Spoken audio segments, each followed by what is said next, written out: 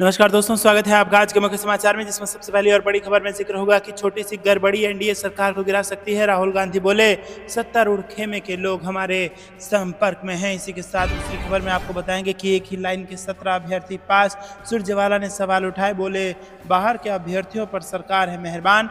तीसरी खबर में आपको बताएंगे कि प्रियंका के कैंडिडेट बनते ही कांग्रेस का पीएम को खुला चैलेंज, मोदी जी को रोक कौन रहा है, वायनाड से लड़ लें चुनाव।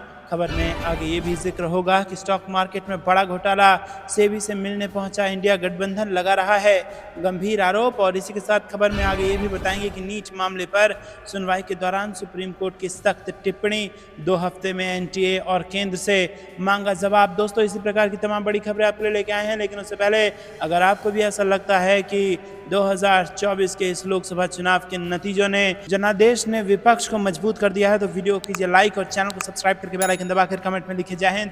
रुक करते हैं सबसे पहली और बड़ी खबर की तरफ। छोटी सी गड़बड़ी एनडीए सरकार को गिरा सकती है। राहुल गांधी बोले, सत्तारूढ़ खेमे के लोग हमारे संपर्क में हैं। जी हां दोस्तों, कांग्रेस नेता राहुल गांधी ने एक बार फिर से भाजपा और नरेंद्र मोदी पर हमला बोला। राहुल गांधी ने कहा कि 2024 के आम चुनाव के बाद लोकसभा में संख्या बहुत कमजोर होगी और छोटी सी गड़बड़ी भी एनडीए की सरकार को गिरा सकती है। फाइनेंशियल टाइम्स से बात करते हुए राहुल गांधी ने कहा कि मूल रूप से एक सहयोगी को दूसरी तरफ मुड़ना पड़ता है। किसी का नाम लिए बिना राहुल गांधी ने दावा किया कि एनडीए के लोग हमारे संपर्क में हैं और मोदी खेमे में बहुत असंतोष है। कांग्रेस नेता ने कहा कि सत्तारूढ़ गठबंधन संघर्ष करेगा, क्योंकि 2014 और 19 में नरेंद्र मोदी के लिए जो काम किया था वो काम नहीं कर रहा है। लोकसभा चुनाव में इंडिया ब्लॉक की बढ़त पर विचार करते हुए राहुल गांधी ने कहा कि भारतीय राजनीति में बड़ा बदलाव आ चुका है और इसीलिए उन्होंने कहा कि मोदी का विचार और मोदी की छवि खत्म हो गई है। बता दें, इन लोकसभा चुनावों में भारतीय जनता पार्टी ने सत्तारूढ़ एनडीए गठबंधन को कड़ी टक्कर दी और 233 सीटें हासिल कर ली, जबकि कांग्रेस ने अपनी संख्या में भारी सुधार करते हुए 99 सीटें हासिल की हैं। रुक करते हैं अगली ब्रेकिंग न्यूज़ की तरफ। एक ही लाइन के 17 अभ्यर्थी हुए पास, तो सुरजेवाला ने उठाए सवाल, बोले बाहर के अभ्यर्थियों पर सरकार है मेहरबान। जी हां दोस्तों, कांग्रेस के राष्ट्रीय महासचिव राज्यसभा सदस्य रणदीप सिंह सुरजेवाला ने एक बार फिर एचसीएस परीक्षा पर सवाल उठाए हैं। इस बार उन्होंने 17 रोल नंबर जारी करते हुए कहा कि नीट की परीक्षा की तरह ही पीएचसीएस में भी एक ही कमरे और लाइन के अभ्यर्थियों पर मेहरबानी की गई है। ये कोई संयोग नहीं है कि रोल नंबर 2311, 2313, 2314, 2317, 2318, 2322, 2325, 2329, 2330, 2332 के साथ 2342 और भी इसी के आसपास के नंबर हैं, यानी एक ही लाइन के अभ्यर्थी चुन लिए गए हैं। और इसके अलावा 2301, 2302 और 2304 भी चयनित कर लिया गया है। तो दोस्तों, क्या सेंटर पर कोई घोटाला हुआ होगा? आपको ये कुछ लगता है? कमेंट में जरूर बताइए। सुरजेवाला ने सोमवार को अपने निवास किसान भवन में पत्रकारों से बातचीत वो कर रहे थे और उन्होंने कहा है कि प्रदेश सरकार ने एचसीएस भर्ती में 121 पदों पर नियुक्ति का विज्ञापन दिया था। रुक करते हैं अगली ब्रेकिंग न्यूज़ की तरफ। मोदी जी को रोक कौन रहा है, वायनाड से लड़ ले चुनाव। प्रियंका गांधी के कैंडिडेट बनते ही कांग्रेस का पीएम को खुला चैलेंज। या दोस्तों, राहुल गांधी ने वायनाड लोकसभा सीट से इस्तीफा दे दिया है, वो रायबरेली से सांसद रहेंगे। कांग्रेस ने वायनाड से उपचुनाव में प्रियंका गांधी को उतारने का फैसला किया है। प्रियंका के कैंडिडेट बनते ही कांग्रेस ने पीएम मोदी को वायनाड से चुनाव लड़ने का चैलेंज दे दिया है। कांग्रेस नेता पवन खेड़ा ने कहा कि मोदी जी भी आए वायनाड से चुनाव लड़ने, उन्हें कौन रोक रहा है।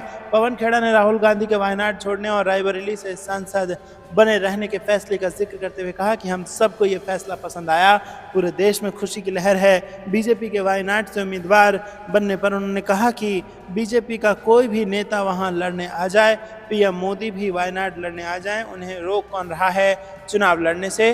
वाराणसी में संघर्ष से तो जीते हैं। दरअसल कांग्रेस अध्यक्ष मल्लिकार्जुन खड़गे ने सोमवार को कांग्रेस की बैठक के बाद ऐलान किया था कि राहुल गांधी रायबरेली से सांसद बने रहेंगे और वो वायनाड सीट खाली करेंगे। वायनाड से कांग्रेस प्रियंका गांधी को उम्मीदवार बनाएगी और इस फैसले के बाद मंगलवार सुबह राहुल गांधी ने वायनाड सीट से इस्तीफा लोकसभा में भेज दिया है। उधर प्रियंका गांधी ने भी पार्टी के इस फैसले का स्वागत किया है।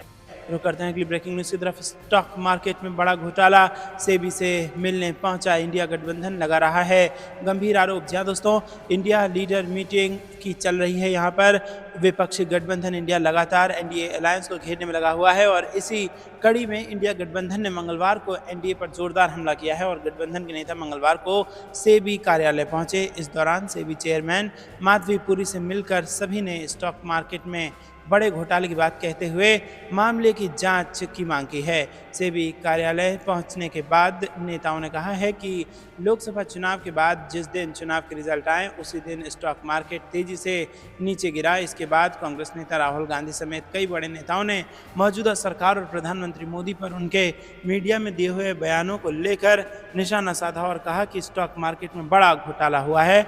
इसी मुद्दे को लेकर इंडिया गठबंधन के नेता मंगलवार को सेबी को शिकायत देने पहुंचे। बताया गया है कि टीएमसी के नेता साकेत गोखले, कल्याण बनर्जी, सागरिका घोष, शिवसेना उद्धव ठाकरे गुट से अरविंद सावंत समेत कई सारे नेता पीएम मोदी और गृह मंत्री अमित शाह की ओर से मीडिया में दिए गए बयानों को लेकर शिकायत करने पहुंचे हैं।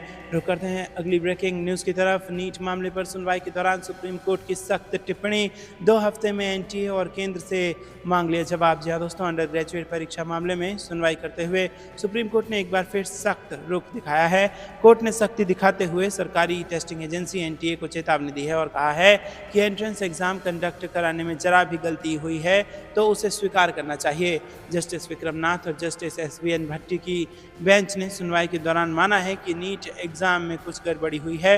उन्होंने केंद्र और एनटीए को फटकार लगाते हुए कहा है कि लाखों बच्चों ने बहुत मेहनत की है जिसे नज़रअंदाज नहीं किया जा सकता और कोर्ट ने केंद्र और एनटीए से कहा है कि वो याचिकाओं को प्रतिकूल मुकदमे के तौर पर ना लें। कहा कि अगर किसी की ओर से 0.001% लापरवाही भी हुई है तो उससे पूरी तरह निपटा जाना चाहिए। सुप्रीम कोर्ट ने एनटीए को कहा है कि 8 जुलाई को तैयार होकर जाएं। बता दें कि इससे जुड़ी पिछली याचिकाओं पर अगली सुनवाई 8 जुलाई को तय हुई है। नीट यूजी परीक्षा मामले में नई याचिकाएं भी दायर की गई हैं जिन पर सुप्रीम कोर्ट ने केंद्र और एनटीए को नोटिस जारी किया है। इन पर 2 हफ्ते के भीतर जवाब मांगा गया है। रुक करते हैं अगली ब्रेकिंग न्यूज़ की तरफ। किसानों को कोई प्रसाद नहीं दे रहे प्रधानमंत्री, ये उनका वैध अधिकार है। पीएम किसान विधि पर बोली कांग्रेस। जी हाँ दोस्तों, आपको बता दें कि कांग्रेस ने प्रधानमंत्री किसान सम्मान निधि योजना की 17वीं किस्त जारी किए जाने से पहले इसकी खबरों को लेकर प्रधानमंत्री नरेंद्र मोदी पर मंगलवार को निशाना साधते हुए कहा कि ये किसानों को प्रसाद नहीं दिया जा रहा है बल्कि ये उनका वैध अधिकार है। कांग्रेस महासचिव जयराम रमेश ने कहा कि गत 9 जून को 1/3 प्रधानमंत्री ने जैसे ही पदभार संभाला तब खबरें थी कि जिस पहली फाइल पर प्रधानमंत्री ने हस्ताक्षर किए हैं वो प्रधानमंत्री किसान सम्मान निधि की 17वीं किस्त जारी करने से संबंधित है। रमेश ने सोशल मीडिया मंच एक्स पर लिखा कि आज फिर खबरों का वही शीर्षक सब जगह है। 1/3 प्रधानमंत्री किसान सम्मान निधि की 17वीं किस्त जारी करेंगे और इस तरह सुर्खियों को रिसाइकल किया जाता है। कांग्रेस नेता ने कहा कि नॉन बायोलॉजिकल प्रधानमंत्री किसानों को कोई प्रसाद नहीं दे रहे हैं, वो उनका वैध अधिकार और हक है। रुक करते हैं अगली ब्रेकिंग न्यूज़ की तरफ, जहां पर आपको बता दें कि पहली बार चुनाव लड़ने जा रही प्रियंका गांधी, कांग्रेस नेता बोले इतने लाख वोटों से जीतेगी। जी हाँ दोस्तों, आपको बता दें कि कांग्रेस के नेता राहुल गांधी ने केरल के वायनाड सीट को छोड़ने का फैसला लिया। साथ ही बहन प्रियंका गांधी वाड्रा को यहाँ से उपचुनावी मैदान में उतारा है। इस फैसले का कांग्रेस नेताओं ने जमकर स्वागत किया है। इस पर कांग्रेस सांसद प्रमोद तिवारी ने भी अपनी राय रखते हुए कहा कि राहुल गांधी ने सही राजनीतिक फैसला लिया है। बता दें कि नियमों के मुताबिक 4 जून को रिजल्ट के 14 दिन में 2 में से 1 सीट छोड़ना होता है। इसी कारण राहुल गांधी ने वायनाड को बाय बाय कह दिया है। राहुल गांधी अपने रायबरेली लोकसभा सीट बरकरार रखने और प्रियंका गांधी के वायनाड से चुनाव लड़ने पर कांग्रेस सांसद प्रमोद तिवारी ने कहा कि मैं कांग्रेस के राष्ट्रीय नेतृत्व और राहुल गांधी को धन्यवाद देना चाहता हूं। उन्होंने सही राजनीतिक फैसला लिया है। इसके अलावा उन्होंने उत्तर प्रदेश के जनादेश का भी सम्मान किया है जिसने 80 में से 43 सीटें भारतीय गठबंधन को दी हैं और प्रियंका गांधी वाड्रा वायनाड से 5 लाख वोटों से जीतेंगी। बता दें कि बीते दिन राहुल गांधी ने फैसला लिया कि वो रायबरेली सीट से सांसद बने रहेंगे और केरल की वायनाड के सांसद पद से इस्तीफा देंगे। साथ ही ये भी बताया कि वायनाड सीट से उनकी बहन प्रियंका गांधी चुनाव लड़ेंगी। रुक करते हैं अगली ब्रेकिंग न्यूज़ की तरफ। महाराष्ट्र में होगा खेला, भतीजे रोहित पवार के दावे से चाचा अजीत की बड़ी टेंशन, कहा एनसीपी के 18-19 विधायक बदलेंगे पाला। जी हाँ दोस्तों, बड़ी खबर आ रही है महाराष्ट्र से। महाराष्ट्र के उप मुख्यमंत्री अजीत पवार के नेतृत्व वाली सत्तारूढ़ राकांपा के 18 से 19 विधायक राज्य विधानसभा के आगामी मानसून सत्र में बड़ा खेला कर सकते हैं। रुक करते हैं अगली ब्रेकिंग न्यूज़ की तरफ, जो बिहार से आ रही है। तेजस्वी यादव ने नीतीश कुमार को घेरा, कहा हमारी सकारात्मक राजनीति का परिणाम हमेशा ही सकारात्मक मिलेगा। जी हाँ दोस्तों, बिहार के मुख्यमंत्री नीतीश कुमार ने सोमवार को जहां रिक्त सरकारी पदों को भरने में मिशन मोड में काम करने का निर्देश वरिष्ठ अधिकारियों को दिया है, तो वहीं विपक्ष के नेता तेजस्वी यादव ने मंगलवार को नौकरियों को लेकर पुरानी महागठबंधन की सरकार को क्रेडिट देने की कोशिश की है। उन्होंने कहा है कि हमारी सकारात्मक राजनीति का परिणाम हमेशा ही सकारात्मक मिलेगा। आरजेडी नेता तेजस्वी यादव ने कहा कि हमने महीनों के अल्प कार्यकाल में लाख से अधिक सरकारी नौकरियां दी और इसी दौरान 3 लाख सरकारी नौकरियां प्रक्रियाधीन कार्रवाई, जो चुनाव आचार संहिता के कारण कुछ महीनों से रुकी थी। महागठबंधन की सरकार जाने से पहले पूर्व निर्धारित तीसरे चरण में 1 लाख शिक्षकों की भर्ती परीक्षा का पेपर लीक होने की वजह से वो रद्द हो गई थी। उन्होंने आगे सरकार से कहा कि अब लोकसभा चुनाव पूर्ण हो चुके हैं, पहले से प्रक्रियाधीन 3 लाख नौकरियों के अलावा सरकार हमारी सरकार के निर्णय अनुसार सभी विभागों की बाकी रिक्तियों पर यथाशीघ्र बहाली प्रक्रिया शुरू कर नियुक्ति कराए। रुक करते हैं अगली ब्रेकिंग न्यूज़ की तरफ। रेलवे पूरी तरह लावारिस, केंद्र की दिलचस्पी केवल किराया बढ़ाने में है और बंगाल रेल हादसे पर भड़की हैं ममता बनर्जी। जी हाँ दोस्तों, पश्चिम बंगाल की मुख्यमंत्री ममता बनर्जी ने सोमवार को रेलवे को पूरी तरह लावारिस करार देते हुए दावा किया कि केंद्र की दिलचस्पी केवल किराया बढ़ाने में है, यात्री सुविधाओं में सुधार करने में नहीं। बनर्जी रंगापानी के पास ट्रेन दुर्घटना के बाद स्थिति का जायजा लेने के लिए सिलीगुड़ी जाते समय कोलकाता हवाई अड्डे पर संवाददाताओं से बात कर रही थी। इस दुर्घटना में कई यात्रियों की मौत हो गई है। उन्होंने दावा किया कि रेलवे पूरी तरह से लावारिस हो गया है। हालांकि मंत्रालय तो है, लेकिन पुराना वैभव गायब है। केवल सौंदर्यीकरण किया जा रहा है, लेकिन उन्हें यात्री सुविधाओं की लापरवाही है और कोई परवाह नहीं है। वो केवल किराए में बढ़ोतरी में दिलचस्पी ले रहे हैं। उन्होंने कहा कि आप उन्हें केवल बड़ी बड़ी बातें करते देखेंगे। वो रेलवे अधिकारियों, तकनीकी, संरक्षा और सुरक्षा विभाग के कर्मियों का भी ख्याल नहीं रखते। मैं रेलवे कर्मचारियों और अधिकारियों के साथ हूँ। रुक करते हैं अगली ब्रेकिंग न्यूज़ की तरफ, जहां पर आपको बता दें कि बीजेपी शासित राज्यों में पेपर लीक के एपिसेंटर बन चुके हैं। नीट परीक्षा में धांधली पर बोले हैं राहुल गांधी। जी हाँ दोस्तों, नीट परीक्षा में धांधली को लेकर कांग्रेस लगातार केंद्र सरकार पर हमला बोल रही है और अब इस मुद्दे पर कांग्रेस नेता राहुल गांधी ने भी केंद्र की मोदी सरकार पर निशाना साधा है।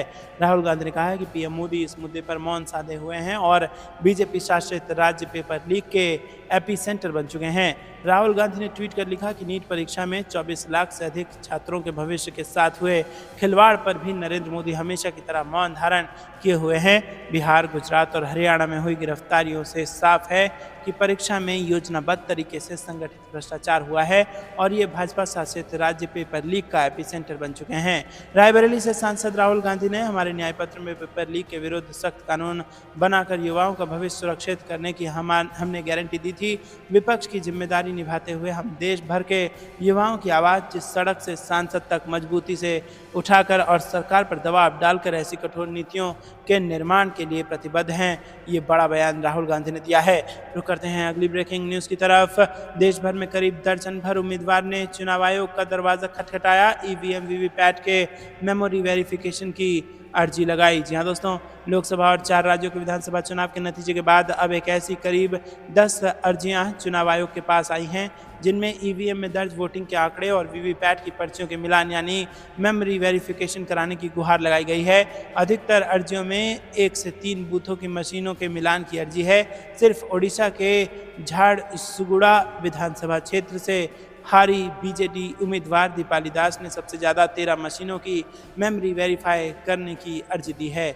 रुक करते हैं अगली ब्रेकिंग न्यूज़ की तरफ। लोकसभा चुनाव के खराब नतीजों के बाद बीजेपी में और नेताओं ने खोला मोर्चा। अनुशासन की भी परवाह नहीं कर रहे हैं भाजपा के हारे हुए नेता। जी हाँ दोस्तों, लोकसभा चुनाव में अकेले दम पर 370 और एनडीए के लिए 400 पार का नारा देने वाली बीजेपी के लिए नतीजे आने के बाद मुश्किलें लगातार बढ़ रही हैं। कई राज्यों में पार्टी के नेताओं ने स्पष्ट रूप से कहा है कि उन्हें पार्टी के कुछ नेताओं की वजह से चुनाव में हार का सामना करना पड़ा है। चुनाव में हारे प्रत्याशी खुलकर पार्टी के ही कुछ नेताओं को अपनी हार के लिए जिम्मेदार ठहरा रहे हैं और ऐसा करते वक्त वो पार्टी के अनुशासन की भी परवाह नहीं कर रहे हैं। ताजा मामला उत्तर प्रदेश की सलेमपुर लोकसभा सीट और झारखंड की दुमका सीट से सामने आया है। सलेमपुर से बीजेपी के टिकट पर चुनाव हारे रविंद्र कुशवाहा ने अपनी हार के लिए बीजेपी जिलाध्यक्ष संजय यादव और राज्य मंत्री विजय लक्ष्मी गौतम को सीधे तौर पर जिम्मेदार ठहरा दिया है। दोस्तों रुक करते हैं अगली ब्रेकिंग न्यूज की तरफ। देवघर में बीजेपी की समीक्षा बैठक में जमकर हुई मारपीट, विधायक नारायण दास पर लगाया गया गंभीर आरोप। जी हां दोस्तों, भाजपा कार्यकर्ताओं ने नारायण दास के साथ साथ सारठ विधायक रणधीर सिंह, पूर्व मंत्री राज पलिवार महागामा के पूर्व विधायक अशोक भगत पर भी पार्टी विरोध में काम करने का आरोप लगाया है। रुक करते हैं अगली ब्रेकिंग न्यूज की तरफ। कोई फर्क नहीं पड़ता लोकसभा अध्यक्ष कौन होगा, सदन का तापमान बढ़ने वाला है, कांग्रेस पार्टी का बयान। जी हां दोस्तों, लोकसभा का अगला अध्यक्ष कौन होगा, इन अटकलों के बीच कांग्रेस का कहना है कि कोई फर्क नहीं पड़ता कि कौन स्पीकर बने और कौन डिप्टी स्पीकर। मंगलवार को कांग्रेस पार्टी ने कहा कि अब वो संसद का सदन उन तानाशाही से नहीं चला पाएंगे जैसे पहले चलाया जाता था। राहुल गांधी के 14 मिनट के वक्तव्य में 11 मिनट तक आपको इसकी स्पीकर नहीं दिखेंगे। जिस सदन में सरकार पहले राहुल गांधी को ही नहीं संभाल पा रही थी, अब उसी सदन में प्रियंका गांधी भी आ रही हैं। इंडिया गठबंधन के बड़े बड़े प्रबल नेता, प्रखर वक्ता सब आने वाले हैं। कांग्रेस प्रवक्ता सुप्रिया श्रीनेत ने कहा कि कुर्सी की पेटी बांध लीजिए क्योंकि सदन का तापमान जबरदस्त बढ़ने वाला है। अब कोई फर्क नहीं पड़ता स्पीकर कौन बने और डिप्टी स्पीकर कौन बने। कांग्रेस ने केंद्र सरकार से प्रश्न करते हुए कहा है कि देश में लगातार रेल हादसे हो रहे हैं, ऐसे में रेलवे की सुरक्षा को लेकर क्या बदलाव किए गए हैं। वर्ष 2014 से 23 तक 1017 रेल दुर्घटनाएं हुई, हर महीने 11 रेल दुर्घटनाएं और हर तीसरे दिन एक रेल दुर्घटना हुई है। कांग्रेस प्रवक्ता सुप्रिया श्रीनेत ने कहा है कि रेल सरकार की प्राथमिकता में ही नहीं है। जो देश के रेलवे मंत्री हैं वो आईटी और इलेक्ट्रॉनिक के भी मंत्री बने हुए हैं, सूचना एवं प्रसारण मंत्री भी वही हैं, महाराष्ट्र के प्रभारी भी वही बने हुए हैं। तो ऐसे में वो रेलवे को कब देखेंगे, इसका मतलब यही है कि रेलवे सरकार की प्राथमिकता में नहीं है। रुक करते हैं अगली ब्रेकिंग न्यूज़ की तरफ। अग्निपथ योजना किसी भी सूरत में स्वीकार नहीं, दीपेंद्र हुड्डा बोले पक्की भर्ती से कम में नहीं मानेगी कांग्रेस। यहाँ दोस्तों, हरियाणा की रोहतक सीट से नवनिर्वाचित कांग्रेस सांसद दीपेंद्र हुड्डा ने अग्निवीर योजना का नुकसान बताते हुए कहा कि हरियाणा में हर साल 5,500 युवा देश की सेना में स्थायी नौकरी के लिए चुने जाते थे, मगर अग्निपथ योजना लागू होने के बाद अब तक सिर्फ 9,000 युवाओं ने ही स्वयं को अग्निवीर बनने के लिए आगे किया है। रुक करते हैं अगली ब्रेकिंग न्यूज़ की तरफ। केंद्र सरकार पर जमकर बरसे सचिन पायलट, बोले दमन और प्रतिनिधि की राजनीति अब नहीं चलेगी। हाँ दोस्तों, कांग्रेस ने हाल ही में संपन्न लोकसभा चुनाव में 8 सीटें जीत ली और इस पर सचिन पायलट ने कहा कि मतदाताओं ने एनडीए सरकार के खिलाफ वोट दिया है। भाजपा की डबल इंजन की सरकार फेल हो गई है। मतदाताओं को एनडीए की 10 साल की सरकार और भाजपा के अस्तित्व का पता चला है और इस बात से मतदाताओं में नाराजगी थी। कांग्रेस ने एकजुट होकर चुनाव लड़ा।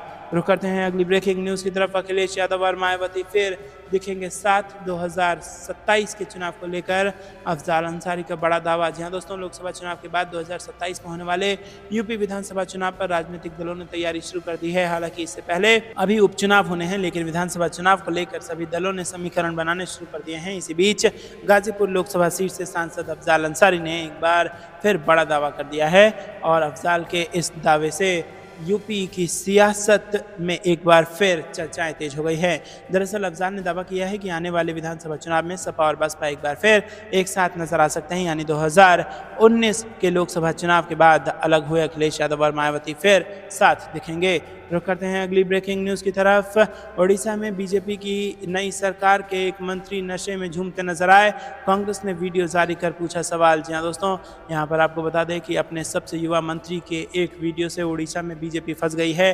कांग्रेस की प्रवक्ता सुप्रिया श्रीनेत ने इस वीडियो को एक्स पर पोस्ट कर बीजेपी पर निशाना साधा। सुप्रिया श्रीनेत की ओर से पोस्ट किए गए वीडियो में ओडिशा के नई बीजेपी सरकार के मंत्री सूर्यवंशी सूरज नशे में झूमते नजर आ रहे हैं और कैमरे में शराब की बोतल भी रखी है और अभी तक सूर्यवंशी सूरज की तरफ से इस पर प्रतिक्रिया या जवाब भी नहीं आया है।